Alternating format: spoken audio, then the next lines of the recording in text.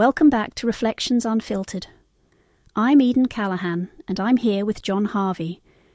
Today we're diving into a martial art that honestly feels like it was designed for those of us who've ever felt a bit allergic to rigid routines, Yi Quan or intention boxing.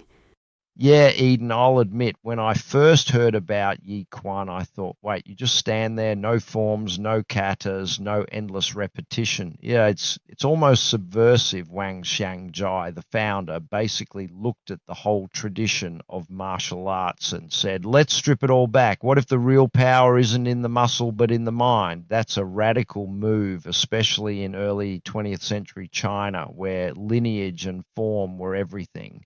It's wild, isn't it? Wang was a master of Yi Quan, but he got disillusioned with all the ritual and choreography. He travelled across China, not just to challenge other masters, but to figure out what made their power real. And what he found was, it wasn't about the external stuff. It was about the internal state, the intention. I love that quote of his. Yi is the source, Li is the function, Xing is the trace. So don't focus on the form, focus on the mind. That's so countercultural, even now. It really is. And it's funny because it reminds me of something we touched on in our episode about Daito Ryuaki Jujutsu, how sometimes the real art is in what you don't see. But Wang took it even further. He basically said, forget the choreography. If your mind isn't there, your body's just going through the motions. That hits home for me. I mean, I've talked before about failing my black belt test. Twice, actually. I was so obsessed with getting every move perfect, ticking every box, that I lost the thread of why I was doing it in the first place. It wasn't until I let go of that rigid expectation, just, stood there and felt what was happening inside, that things started to shift. It's humbling, but also kind of liberating. I think Wang's journey echoes that. He had to break with tradition to find something more authentic. Yeah, and it's not just about martial arts, is it? It's about how we approach anything, work, relationships, even creativity. Are we just repeating what we've been taught, or are we actually present, actually intending what we do? That's the real challenge. So let's get into the nuts and bolts, or I guess the stillness and imagery, of Yi Quan. The core practice is Zhan Zhuang, or standing meditation. And I know it sounds like nothing, but it's everything. You stand, but inside you're aligning your structure, your breath, and your intention. Sometimes you imagine holding a tree, or pushing a mountain, or sinking into water. It's vivid, almost like you're painting with your mind. Yeah, and it's not passive. There's this neurological remapping happening. Your body's learning to integrate as a whole, not just as isolated muscles. I've done something similar, actually, when I was training with an African healer. We'd stand for what felt like hours, just focusing on the sensation of energy moving through the body. At first I thought, this is pointless, but then you start to notice these subtle shifts, your posture changes, your awareness sharpens, and suddenly you're moving with a kind of quiet power. It's the same principle, intention first, action second. That's beautiful, John.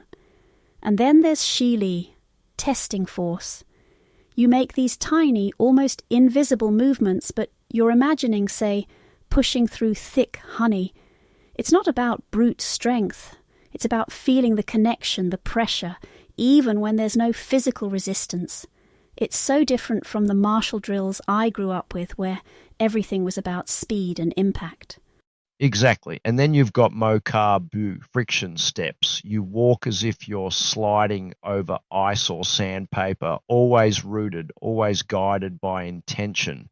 It's about developing what they call live root, the ability to move with balance and awareness, to feel the shifting forces under your feet. It's subtle, but it's powerful. And honestly, it's a lot harder than it looks. I mean, try walking across your living room like you're gliding on ice and see how quickly your mind wanders. That's the real training, keeping your intention alive. And I think that's what makes Yi Quan so radical.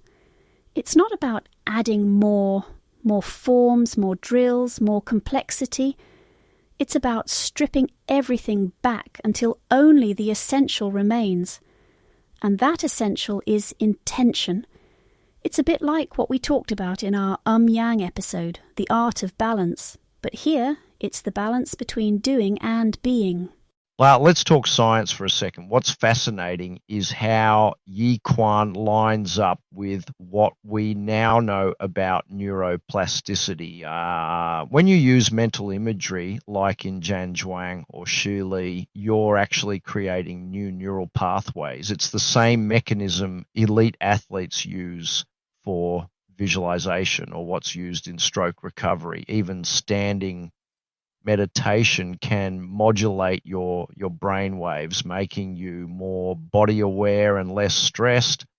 It's not just woo-woo, there's real evidence behind it. And then there's the fascia, the connective tissue that links everything in the body. Yi Quan treats the body as a tensegrity system, so movement isn't just about isolated muscles, but about this whole body integration.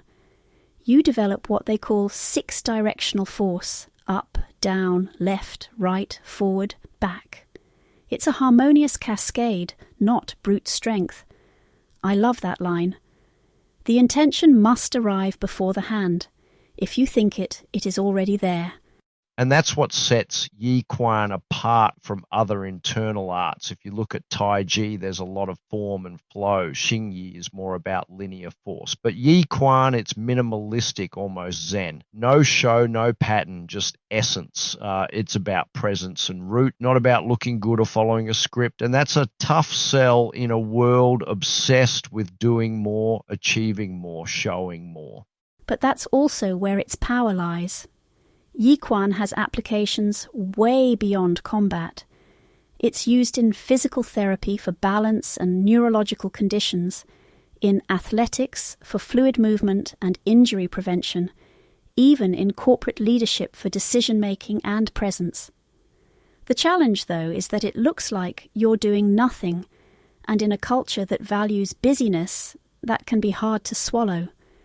But sometimes the hardest thing is to do nothing well, to be fully present, fully intentional, and let action emerge naturally. Yeah, and I think that's a lesson we could all use, and especially now.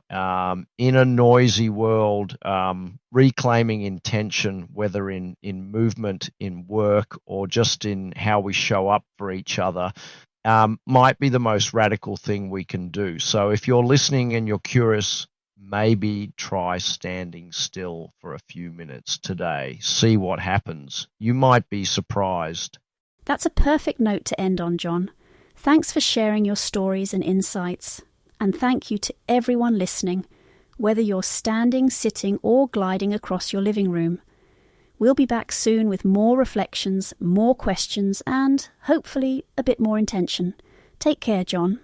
Thanks, Eden. Always a pleasure. Until next time, everyone, keep exploring and don't be afraid to stand still once in a while. Goodbye.